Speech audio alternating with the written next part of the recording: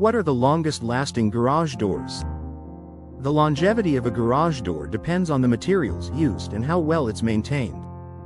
Steel, fiberglass, and wood are the most durable options. Steel doors are low maintenance, resistant to rust and dents, and can last 20 to 30 years with proper care. Fiberglass doors are lightweight, weather-resistant, and ideal for coastal areas, lasting 15 to 20 years with maintenance.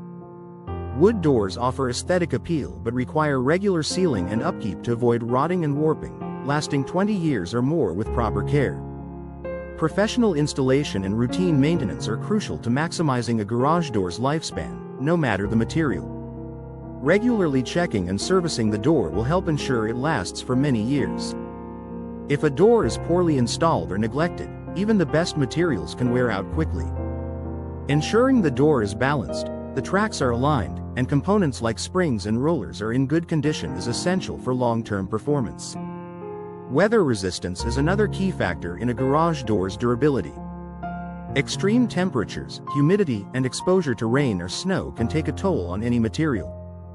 Steel and fiberglass doors are generally more weather-resistant than wood, but all materials benefit from regular cleaning and sealing.